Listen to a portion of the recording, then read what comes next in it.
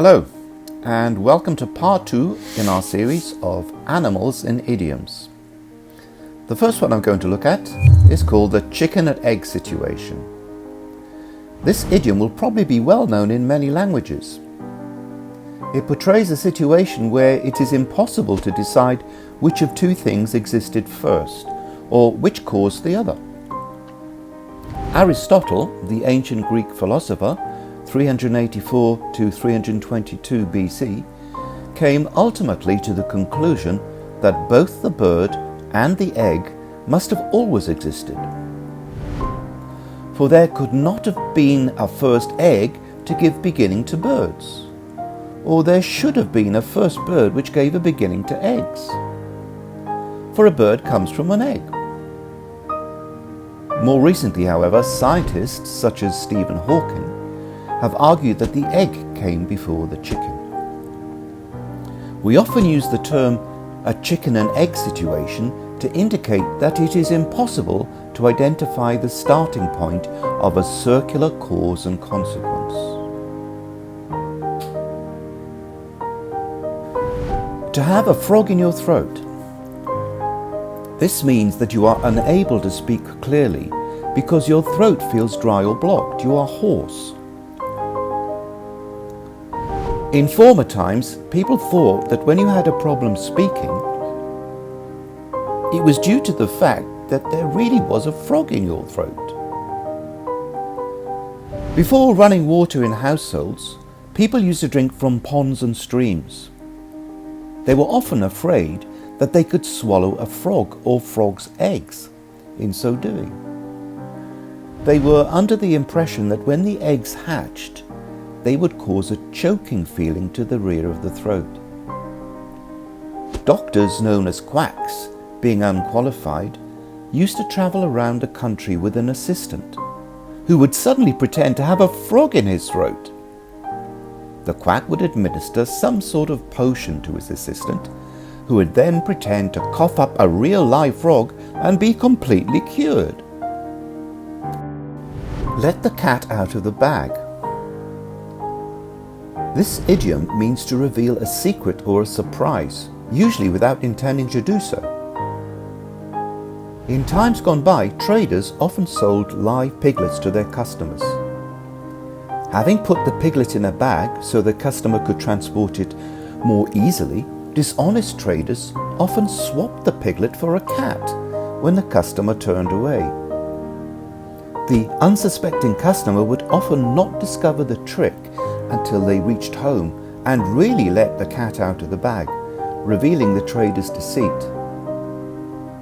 For example, "It's a secret. Try not to let the cat out of the bag when you see her."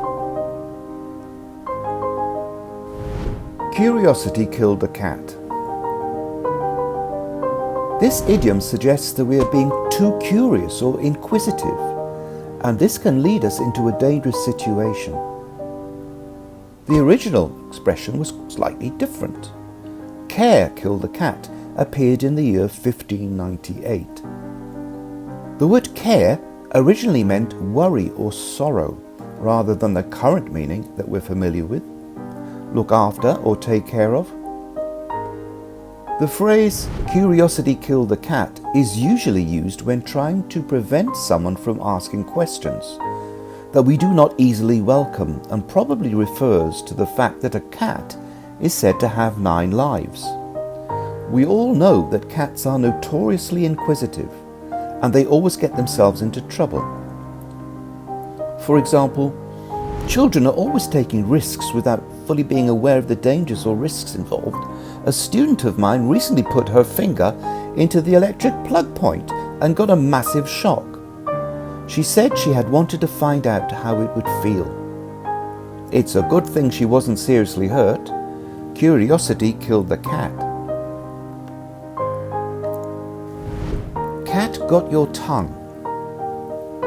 We use this idiom when we want to ask someone who is unable to speak due to guilt, fear, or is simply lost for words why they are not responding.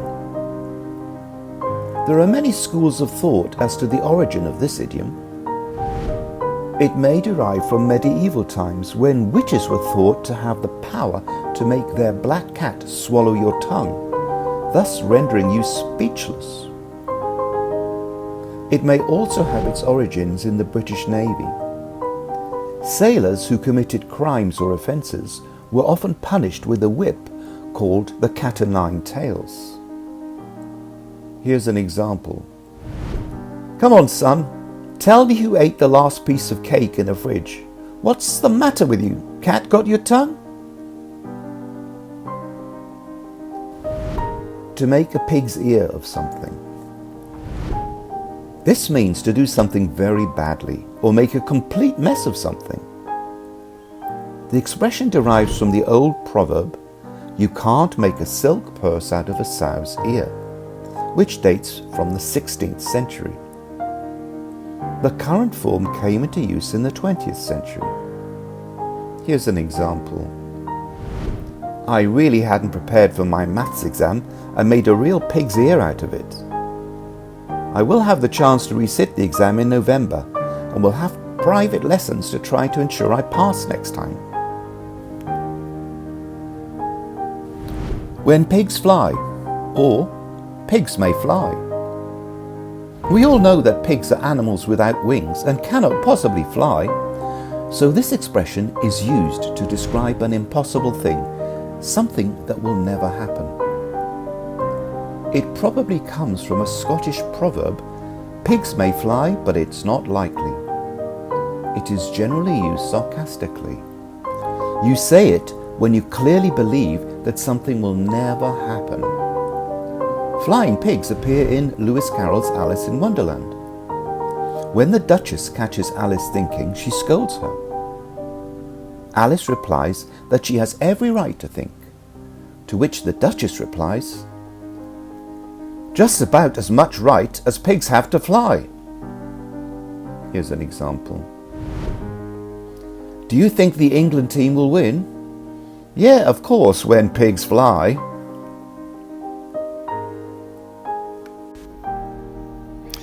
Thanks for watching the video. I hope you enjoyed it and found it useful. Don't forget to pass it on, place a like, and turn on your notifications.